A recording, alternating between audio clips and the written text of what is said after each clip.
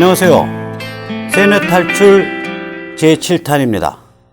이번 판문점 남북정상 먹방쇼에서 가장 훌륭했던 장면 혹은 가장 최악의 장면이 뭘까, 이걸 한번 생각을 해봤어요. 저희는 이걸 선정했습니다. 잠깐 보시죠. 이게 이제 김정은하고 문재인이 이제 그 손을 잡고 저렇게 다정하게 손에 손을 잡고 이제 저기서 왔다 갔다 분사분계선을 넘었다 올라갔다 이러고 있는 장면들이에요. 또 나중에 산책도 아마 군데군데 손을 잡았을 거예요. 이게 말이죠, 우리는 뭐 그렇게 심각하게 안 받아들일 수 있는데 이게 문화에 따라서는 엄청난 의미를 가져요. 특히 서양 사람들한테는 남자와 남자가 손을 잡는다는 얘기는 호모 동성애자 사이에서 하는 일입니다. 그러니까 이제 서양 사람이 저 장면을 보면 문재인과 김정은이 사귀는 거야, 이렇게 오해할 수 있어요. 그러니까 우리 문재인 씨한테 좀 충고를 해드리고 싶어요. 아니, 대량 학살, 백두혈통, 사교 두목하고 뭐 쎄쎄쎄 하는 것까지는 뭐 귀와 소신이라니까 할 수가 없는데, 보는 사람 눈 너무 피곤하니까 저렇게 무슨 호모야 아니야 이런 거 의심할 지경까지의 그 장면은 좀 삼가해 주시기를 부탁드립니다. 자, 참 한심하죠.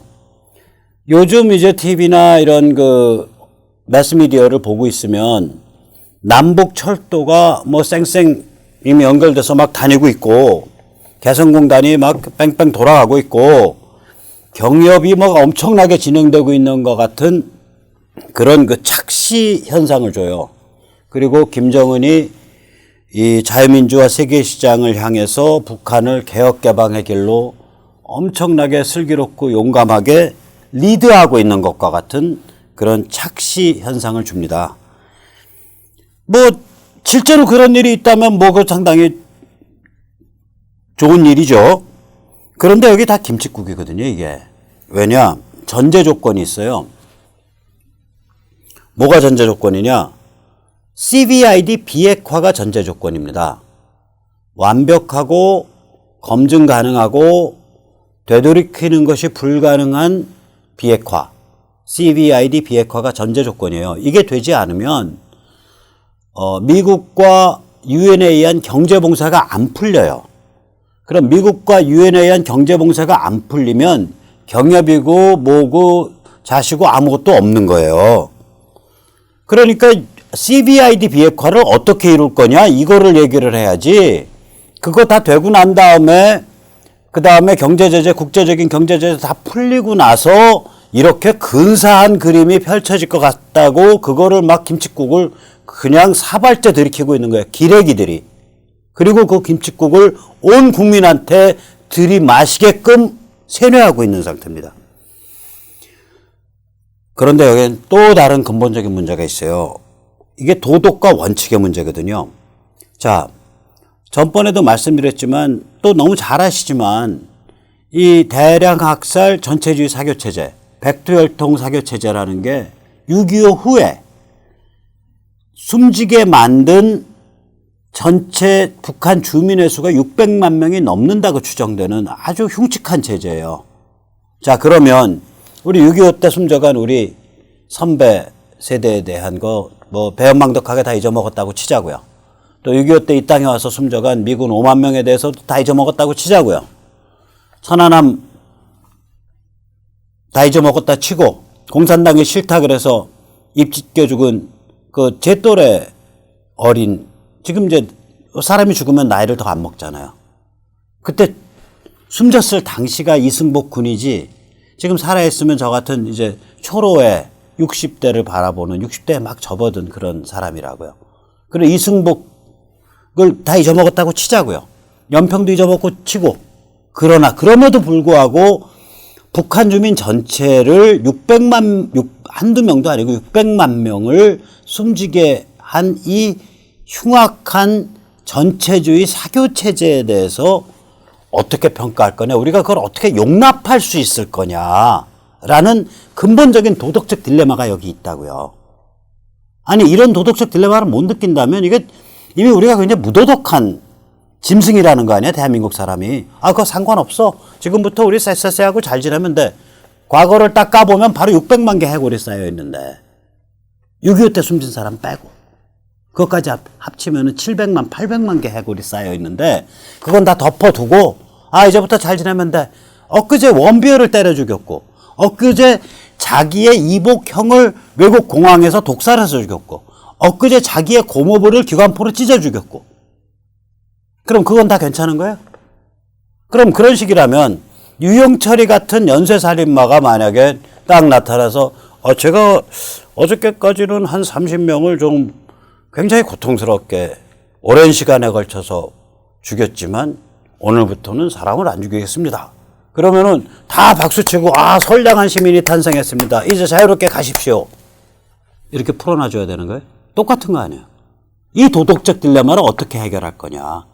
이 도덕적 딜레마에 대해서 이야기하는 기레기는 단 한 명도 없어요.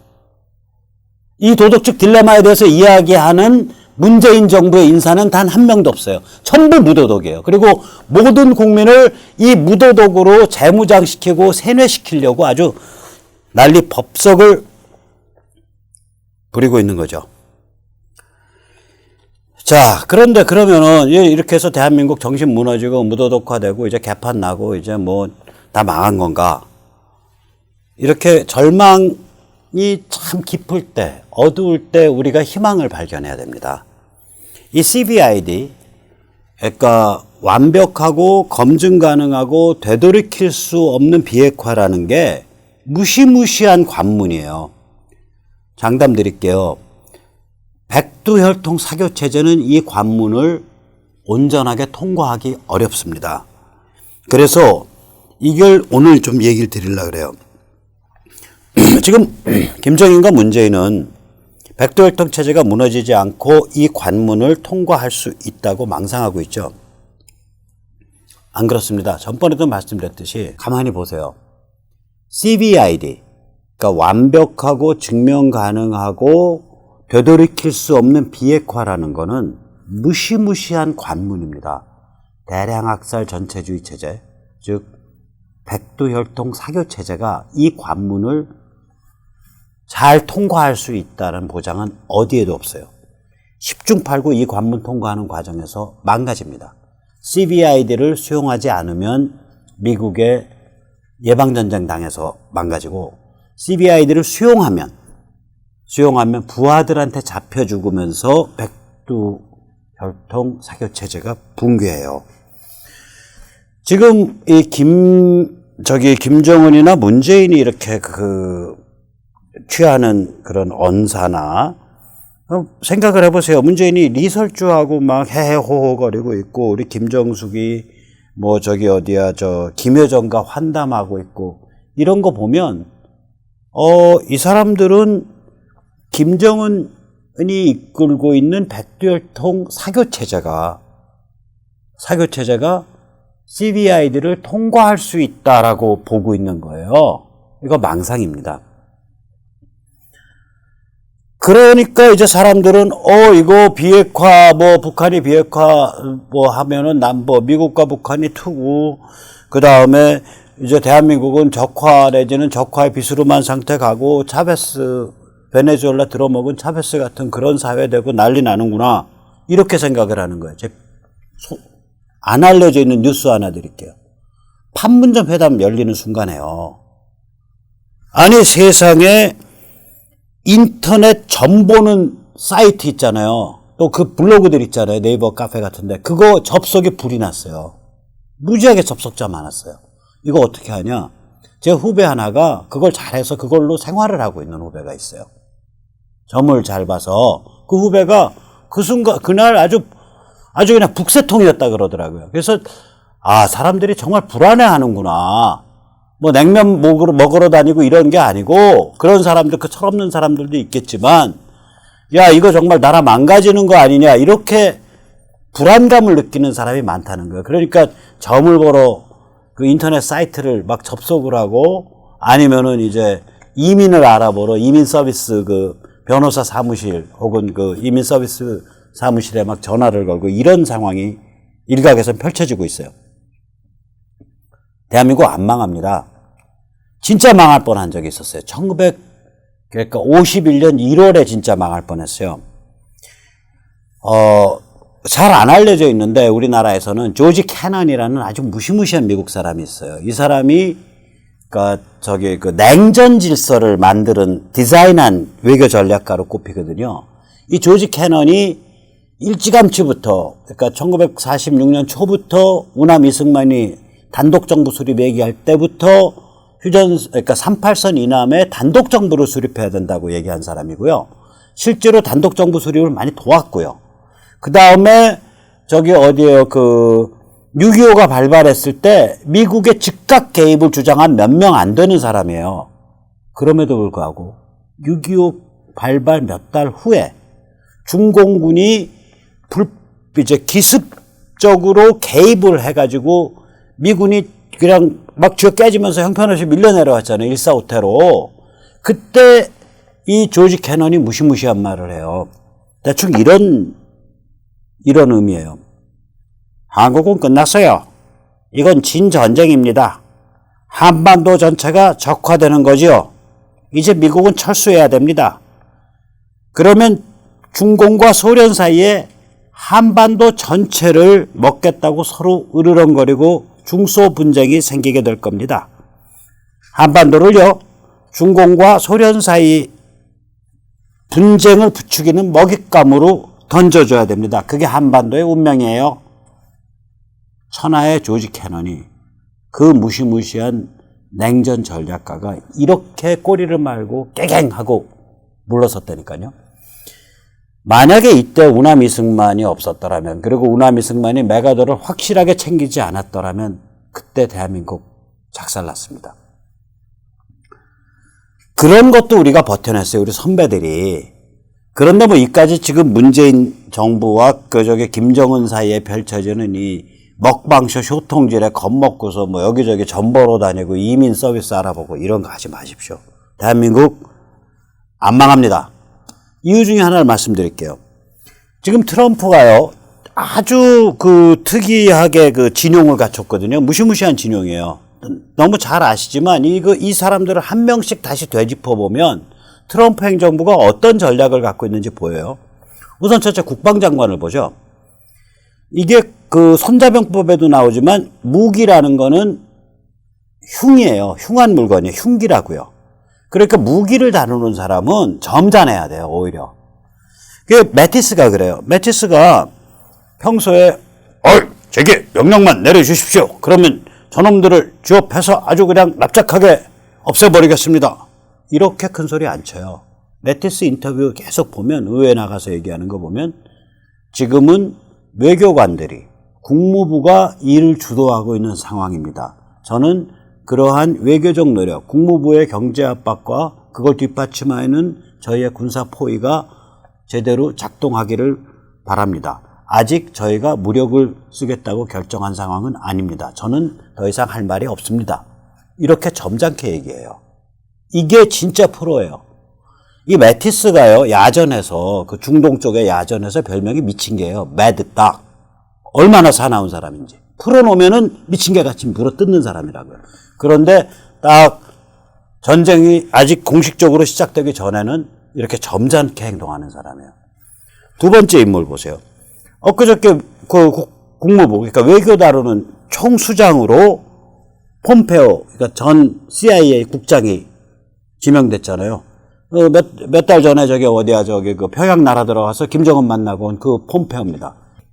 외교는 본질적으로 이렇게 점잖고 무기력한 행위잖아요.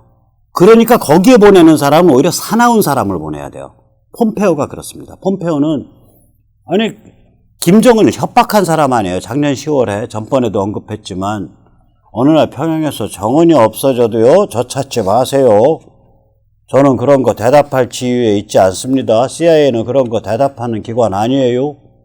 이런 무시무시한 말을 하는 사람이라고요. 이렇게 무시무시한 사람을 오히려 점잖은 업무로 포장되어 있는 외교 업무를 맡아 국무부로 보낸 거예요. 자, 그 다음에 CIA는 그럼 누가 맡았냐? 이게 거의 인준이 보통 때 같으면 안 떨어지는 사람을 보냈어요. 지나 하스펠. 이 여자는요, 고문, 취조, 납치, 암살, 공작의 전문가로 자타가 공인해요. 저 생긴 거 보세요. 보면 아시겠지만 이 여자 그 생김새가 꼭 에일리언의 그 시고니 웨이버 같잖아. 아주 타프하잖아. 저 그 에일리언의 시고니 웨이버 보고 야, 저 정말 매력적이다고 느꼈어요. 그 딸 지켜내려고 특히 에일리언 1 그 뛰어다니는데 보통 아니잖아요. 그 타프하면 막 묻어나는 거 아닙니까? 이게 지나 하스펠이 이런 류의 여자예요. CIA는 이렇게 독사 같은 사람이 이끌어야 돼요. 왜 그러냐면 CIA는 독이니까. 독을 다루려면 독사가 돼야 되잖아요. 자기 몸에 독을 품으려면. 네 번째 보세요. 전략 정보를 요약해가지고 대통령한테 딱 들이미는 자리. 그 자리가 그게 안보보좌관이거든요. NSA. 그 NSA의 안보보좌관의 존 볼튼 아니에요. 이 사람은요, 그냥 여러 복잡한 상황 한마디로 요약해서 딱 갖다 바치자. 이 사람이 맨날 주장하는 게 그거 아니에요. 북핵에 대해서. 야, 너희 핵 없애. 세계 평화를 위해서. 그게 너희가 세계에 대한 의무야. 뭐 보상? 먹고 살면 그거는 저기 대한민국이랑 해결해. 미국한테는 얘기도 하지 마. 존 볼튼 그렇게 말하는 사람이에요. 그저께 더 흉악한 말을 했어요. 존 볼튼이. 바로 어저께인가? 이렇게 말했죠. 리비아식으로 비핵화해야 돼. 이거 끔찍한 얘기거든요. 리비아가 2004년부터 비핵화를 시작했는데 미국과 영국의 검열관들이 들어가서 전국 방방곡곡을 다 뒤졌고요. 그게 무슨 항구였다? 항구에 다 모아놨어요. 미국, 영국 그 검열관들이. 그걸 미군배가 들어가서 실어내버렸다고요. 존 볼튼 전에 그 안보보좌관 되기 전에도 북한은 지금 우리 미군 수송기랑 배 어디다 대야 될지 그거부터 얘기해라. 그렇게 말한 사람이에요. 리비아가 더 끔찍한 이유가 뭐냐면 결국에 가서는 가다피가 살았냐? 죽었어요. 2011년에 반군한테 잡혀서 죽었잖아요. 근데 끔찍하게 죽었거든요. 죽을 때 반군한테 대단히 죄송합니다만 공업용 카타칼 있잖아요. 이렇게 그거를 변이 이렇게 나오는 그 신체 특정 부위에 그냥 한 대여섯 번 박혀갖고 고문당하고 죽었다고. 그래서 영어의 그 속어에 그 가다피라는 동사가 생겼어요. 그 남자의 그 변이 나오는 부위에 뾰족하고 날카로운 물체를 그걸 가다피라는 동사로 그렇게 쓴다고. 그 권위 없는 속어 영어 사전에 그렇게 나와 있습니다. 아무튼 간에 존 볼튼 같은 사람이 그냥 일도 양단으로 복잡한 정보, 산더미 같은 정보를 쫙 개탕을 쳐갖고 트럼프한테 서너 가지 핵심적 명제로 딱 요약해서 들이밀어주는 사람이에요. 그 다음 마지막으로 주한 미국 대사가 있죠. 자, 보세요. 북한 지역을 미군이 평정하고 접수해서 평정하게 되는 경우 주한 미국 대사는요, 군사적 전문성을 가져야 되고요. 태평양 사령부라든지 주한미군이라든지 이쪽과 막강한 인맥을 가지고 있어야 돼요. 그래야 이걸 조절을 해준다고, 조정을. 요번에 주한미대사 온 사람이 현직 태평양 사령관인 해리 해리스예요.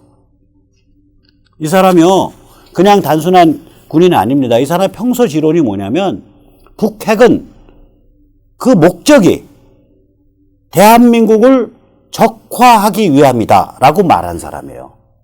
그러니까 이 백두혈통 사교체제가 얼마나 호전적이고 은큼하고 위험한 집단인지 꿰뚫어보고 있는 사람이라니까요. 자, 이 5명을 다시 한번 정리를 해보자고요. 국무장관의 폼페오, 국방장관의 매티스, CIA의 지나 하스펠, 안보보장관의 존 볼튼, 주한대사의 해리 해리스. 이런 진용이 가지는 의미가 있다고요. 이건 뭐냐면 언제든지 지금 이 순간이라도 북한을 접수해서 평정하겠다라는 그러한 메시지를 발신하는 거예요. 그래서 김정은이가 저렇게 그 판문점까지 기어 내려와서 그 문재인 손잡고 폴짝 군사분계선도 넘고 또 폴짝 군사분계선 다시 넘고 이 생쇼를 하고 있는 거라고요. 그럼에도 불구하고 우리의 사랑스러운 기레기 분들은 김정은은 쿨가이고 뭐 멋있고 부드럽고 개혁 개방적이고 뭐 이렇게 이제 이미지를 계속 만들어주고 이제 이 문재인 대통령의 이 문재인의 그 먹방 쇼를 막 추워주고 있죠. 그래 한숨이 푹 나오죠. 그런데 우리가 좀 냉정해질 필요가 있어요. 잠깐만, 이게 남북 정상회담이 처음이었던가? 아니거든요. 2000년에 1차 정상회담이 있었고요. 2007년에 노무현과 김정일 사이에 2차 정상회담이 있었어요. 그럼 그때 어땠었지? 믿거나 말거나 그땐 지금보다 더 했습니다. 그땐 지금보다 더 했어요. 2000년 DJ 김정일 만났을 때요. 지금은 뭐 야당들 뭐 자한당, 애국당 다 뭐라고 비판을 하고 있지만 그때는 야당들도 다 깨갱하고 전부 묻게 박수 쳤어요. 지금은 조중동 중에 특히 조선이 비판을 하고 있지만 그때는 조중동이 전부 묻게 박수 쳤어요. 그때 아마 조선동화에서 저기 금으로 무슨 동화인가 조선인가 금으로 신문 자기들 사본 만들어서 갖다가 바쳤을 거예요. 그 금박으로 모델 만들어서 이렇게 그 창간호인가 뭔가를. 그러니까 그때는 정말 지독했던 거예요. 2007년 노무현 때는요. 이거 아닌 것 같은데 하지만 그때도 주류 언론과 그리고 그때 야당이 아무 소리 못했어요. 그런데 이번에는 야당이 비판하고 있고 조중동 중에 특히 조선이 좀 날을 세우고 있고요. 그뿐 아니죠. 국민의 30% 이상이 아까 제가 말한 대로 불안해하고 야 쇼통질 좀 그만해. 먹방쇼 그게 뭐냐. 남자끼리 손잡고 쎄쎄쎄하고 그게 지금 저게 뭐 하는 짓이요? 이런 반응을 보이고 있다고요. 그러니까 2000년과 2007년에 비하면 어마어마한 변화가 일어났어요. 자, 이대로 밀고 나가면 됩니다. 어차피 평양 붕괴하거든요. 미국의 트럼프 행정부가 붕괴 코스를 이미 집행하고 있습니다. 한편으로는 최대 압박을 가하고 있고, 그러니까 최대 맥시멈 프레셔죠. 이건 이제 경제 봉쇄해놓고 군사 포위하는 상태죠. 이게 굉장히 지금 수위가 높잖아요. 그래놓고 다른 한편으로는 그래 대화하자니까 너 나와봐 이러고서 시간을 질질 끌고 있잖아요. 대화로 흔들고 있다고요. 자, 그런데 이것도 대화 제대로 안 풀리면 패겠다는 거예요. 트럼프 엊그저께 토요일날 미시간에 가서도 그랬어요. 두 가지 얘기를 같이 해요. 나 대화가 잘 풀려서 큰 사단 없이 비핵화, CVID 비핵화가 이루어지기 바란다. 이 얘기 한편으로 하고요. 또 다른 한편으로는 그러나 그게 다 어디 사람 뜻대로 되겠냐. 만약에 대화가 형편없이 말이 안 되면 나는 회담장 박차고 나온다. 미국 정상이 회담에 들어가서 회담장을 박차고 나왔을 때는 갈 길은 하나밖에 안 남습니다. 이거예요. 이렇게 트럼프가 얘기를 하고 있거든요. 자, 그러면 보세요. 그런데 아까도 말씀드렸듯이 백두혈통 사교체제 입장에서는 이 미북 대화나 이 CVID 비핵화를 감당이 안 돼요. 이거 개혁개방으로 가는 길인데요. 이게 뭐랑 비슷하냐면 낭떠러지에 이렇게 깐딱깐딱 걸려있는 돌이랑 비슷해요. 이거 한번 끈떡 대로록 부르면요. 지금 문재인이나 김정은 머릿속에선 여기 조금 턱이 있어서 여기 가서 돌이 멈출 거라고 생각하는 거예요. 안 그래요? 그러면 그냥 거기 그냥 부탕탕탕탕탕 해서 바닥까지 그냥 가는 겁니다. 이게 세상 일이 그렇잖아요. 생각을 해보세요. 1985년에 혹시 기억을 하시는 분들이 있을 거예요. 고르바초프가 그 왜 이렇게 얼룩이 있잖아요. 이렇게 머리에 그 사람 그래도 대단한 그 지식이네요. 얌전한 사람이에요. 제가 얼룩이라 그래서 비하하는 소리 아니에요. 이렇게 뻘겋게 이렇게 점찍혀 있는 사람. 이 고르바초프가 글라스노스티 페레스트로이카를 주장을 했잖아요. 그때만 해도 소련이 한 5, 6년 후에 그렇게 맥없이 붕괴할 거라고 아무도 생각 안 했다고요. 근데 딱 5, 6년 만에 그냥 붕괴해버리잖아요. 그 다음에 중국도 마찬가지예요. 모택동이 죽은 게 1976년일 텐데, 그리고 나서 3년인가, 3년쯤은 그 2, 3년은 그 강청이, 모택동이 그 마누라 여럿이에요. 자기 본마누라는 소련 정신병원에 가둬서 죽인 사람이에요. 그래서 모택동 아들이 그 6.25 때 여기 와가지고, 여기 와서 전사했다고 그 사람들이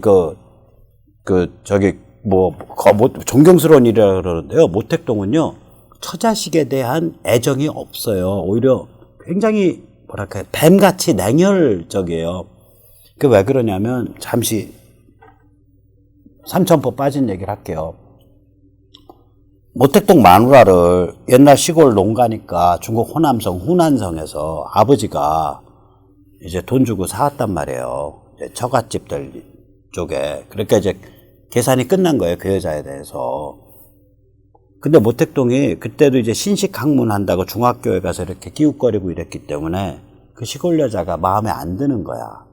그래서 하루 며칠 데리고 자다가 여자를 소박을 놨어요. 그 아버지가 그 여자를 두 번째 마누라로 만들고 모택동 본 마누라 쫓아버렸다고요. 그러니까 그 초기 청년 시절에 어마무시한 충격을 받은 사람이에요. 그래서 모택동 그 무렵 사진을 보면 그 인생의 실존적 위기에 몰려있는 예민한 청년의 그 절망감, 불안감, 이게 그냥 느껴져요. 그 사진, 그 모택동 젊은 그 무렵 사진 보면 안 됐다, 이 인간. 그 속에서 악마가 나온 거예요. 그런 경험 속에서. 그래서 그 인간이 7천만 명 잡아 죽인, 혁명 후에, 혁명 과정 말고 그런 악마가 된 거라고요. 그런 이유가 있다고요, 그게. 그러니까 모택동이 이제 두 번째 마누라 강청윤이 이거 내놓은 여러 남자랑 결혼했던 아주 내놓은 여자잖아요. 그 연극 배우 출신에 두 번째인가 세 번째 마누라쯤 돼요. 강청이랑 몇 명이 둘러싸고서 모택동을 늙음하게 잘 구워 삶았고, 모택동 죽고 나니까 이 4인방이 장악했다가 이 사람들 제거되고 79년경부터 이게 뭐죠? 그러니까 이 집단 농장이 해체되기 시작해요. 자, 강청이 제거되는데 2, 3년. 그리고 나서 79년에 집단 농장 해체에 딱 돌입을 해서 아무도 못 말리는 일종의 사유화된 농지와 시장, 장마당 시장에서 돌아가는 그런 경제가 되는 데까지 4, 5년밖에 안 걸려요, 추가로. 다시 말해서 생각을 해보세요. 중국이나 소련과 같은 거대 제국도, 거대 공산 제국도 한번 물꼬가 딱 튀어서 또르르르 굴이 굴러서 돌이 굴러가지고 바닥까지 꽝 떨어지는데 6년, 5년 이렇게밖에 안 걸린 거예요. 북한이요? 거기는 그런 거대 제국도 아니고 그런 전통이 있는 나라도 아니고요. 그런 어떤 당과 뭐 이런 그 시스템이 갖춰져 있던 데도 아니고요. 그냥 비밀 경찰 몇 명이 그 지배 집단 둘러싸고서 그 백두혈통 둘러싸고 헤쳐먹는 그런 사교 체제인데, 이거는 또르륵 굴르기 시작하면 5, 6일만 해도 바닥 치는 거예요. 무슨 일이 벌어질지 모르는 상황입니다, 지금. 자, 그러면은 지금 이제 또르륵 굴르기가 이제 하려고 막 돌이 움찔움찔 움직이는 상황이에요. 그 판문점 기어 내려온 게 그 대표적인 예고요. 지금 이제 숙제를 지금 받고서 지금 김정은 머리 터지고 있잖아요. 그리고 김정은이 어떻게 답을 낼지 그거 지켜보면서 조마조마하고 있는 게 문재인 아니에요. 김정은이 이제 트럼프한테 이제 견적서 보고서 내드려야 될 거 아니에요. 보고서를 잡아 올려야 되잖아요. 저희가 비핵화를 이렇게 하겠습니다. 의지가 있습니다. 이렇게 증명하겠습니다. 그거 이제 뭉갰다가 하는 걸로 가는 거예요. 자, 그래서 이게 문재인 정권이나 기레기들이 여기서 언론을 붙잡고 뭐라고 떠들던 간에 이건 휴전선 남쪽의 일이에요. 그냥 한반도 안의 일이에요. 근데 문제는 이 북핵이라든지 북한의 대량 살상무기 WMD, 탄도미사일, 이거는요, 한반도 안의 문제이기 이전에 미국과 인류와 세계와 문명의 문제예요. 따라서 블루프린트는 이미 나와 있습니다. 청사진은. 제1화는 예방전쟁 없이 북한에서 쿠데타 같은 게 일어나가지고 이 백두혈통 사교체제를 스스로 무너뜨리고 미국의 빗장을 열어주는 지금 그런 방안이죠. 이게 햇볕이에요. 이걸 유도하는 게. 그러니까 김대중, 노무현, 문재인의 햇볕은 가짜 햇볕이에요. 생각을 해보세요. 햇볕이라는 게 원래 이솝우화에서 나온 아마 얘기일걸요? 그 저기 뭐야, 누가 조롱을 한 거 아니야? 너 아무 힘도 없잖아. 그러니까 햇볕이 그 외투 입은 사람한테 계속 내리 쪼이니까 외투 벗어던지고 빨가벗고 길 갔다는 거 아니에요? 그게 햇볕 우화잖아요. 그러면 북한 체제에 뭔가를 내려쪼이고 북한 체제에 뭔가 조치를 취하고 지속적으로 취하면 북한 체제가 변화해야 되는 거 아니에요? 그래야 햇볕이잖아요. 아니, 퍼져갖고 체제가 강화되면 그게 햇볕입니까? 퍼져서 체제가 강화되고 거기서 오히려 핵과 미사일을 만들었으면 그게 햇볕이냐고요. 정확히 아셔야 돼요. DJ의 햇볕과 노무현의 햇볕과 문재인의 햇볕은 가짜 햇볕입니다. 지금 트럼프가 하고 있는 게 진짜 햇볕이에요. 한편으로는 최대 압박이라는 이름 아래 군사적으로 포위해놓고 경제적으로 봉쇄해놓고 딱 모가지를 숨통을 딱 잡은 상태에서 다른 한편으로 대화한다, 외교한다 이러고 이제 흔드는 거죠. 이게 진짜 햇볕이죠. 이 햇볕 취하니까 결국은 이제 대화 혹은 외교라는 명분 아래 북한 내부가 동요가 생기고 거기서 잘하면 예방전쟁 코스로 가지 않고 내부에서 김정은 백두혈통을 잡아 죽이고 그 다음에 빗장을 열어주는 그런 케이스가 하나 나올 거고요. 두 번째 케이스는 그게 못 가면 미국이 항상 언제까지 기다려줄 수 없는 입장이니까 예방전쟁을 통해서 북한이 접수, 평정되겠죠. 자, 그러면 이제 여기서 우리가 다시 한번 생각을 해볼 수가 있죠. 군사 경제 최대 압박 플러스 흔들기, 대화 흔들기. 이게 햇볕이다. 그러면 문재인 정부는 자기들은 그거 하겠다고 해서 한 건 아닌데 실제로는 여기에 시다발이라 그럴까요? 보조적인 역할을 하고 있는 거예요, 결과적으로는. 이게 부처님 손바닥 아니라고요, 그래서. 이게 이제 말하자면 우리가 삐끼라 그러잖아요, 호객. 이렇게 저녁 늦게 이렇게 가다 보면 노래방에 좋고요, 근사하고요, 도움이 좋고요 하고 손님 소매 끄는 데들 있잖아요. 홍대 앞이나 이렇게 이런 술집 많은 데 가면 삐끼라 그러잖아요. 이게 문재인 삐끼 역할을 하고 있는 거예요.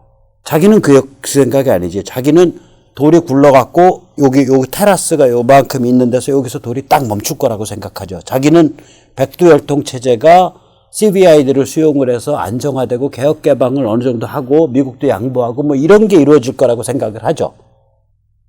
그래서 이 돌 굴르는 걸 이제 옆에서 자기 생색 낸답시고 왔다 갔다 하고 있는 거죠. 결과는요, 한번 굴르기 시작하면 골로 가는 거예요. 저 돌.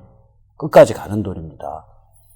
그러니까 이게 어떤 행위자의 주관적인 계산이나 의도랑 전혀 다른 결과가 나오는 거죠. 이걸 이제 역사의 간지라 그러죠. 전번에 말씀드렸죠. The cunning of history. 어쨌거나 지금 문재인의 역할은 뭐냐면 자기 본의 아니게 이 포위 압박, 그러니까 최대 압박과 흔들기로 이루어진 햇볕의 효과를 증폭시키는 역할을 하고 있어요. 어떻게 보면. 고생이 많으시죠, 문 대통령? 근데 어떡하나? 문 대통령이 생각하는 그런 결과는 안 올 겁니다. 돌이 굴르면은 끝까지 가서 처박히고 평양에 대량 학살 도살자 집단, 백두혈통의 사교 지휘 집단은 골로 가게 될 겁니다. 그러니까 우리는 오히려 지금 기레기들이 아무리 떠들더라도 결국은 이 백두혈통 사교체제가 CVID라는 무시무시한 관문을 넘지 못하고 무너져가는 것을 감상하시면 됩니다. 물론 그냥 게으르게 감상하면 안 되겠죠. 가슴 졸이면서 감상하셔야 돼요. 왜 가슴 졸여야 되냐? 그날 이후를 준비하는 게 그 가슴 졸임에서 나오거든요. 가슴을 졸이고 있는 다른 동료 시민을 식별하고 동료 자유시민을 식별하고 동료 공화시민을 식별하고 같이 소통 채널을 엮이고 그다음 그 와중에서 저같이 조금 말빨개나 할 수 있고 좀 이렇게 떠들 수 있는 자들은 열심히 컨텐츠 만들고 열심히 실력을 가다듬고 열심히 메시지를 가다듬고 이런 게 쌓이다 보면 저희가 정당 안에서든 정당 밖에서든 특히 정당 밖에서 어떤 강력한 자유민주, 시민, 유권자 조직이 형성이 되고 이런 게 돼 있어야 평양이 붕괴한 그날 이후가 감당됩니다. 그래서 호흡을 길게 들이시고 근본적인 낙관과 함께 우리가 뭔가를 준비해야 된다라는 그런 애틋하고 절절한 마음을 함께하는 그런 우리의 그 동지애가 널리 퍼져나갔으면 좋겠습니다. 감사합니다.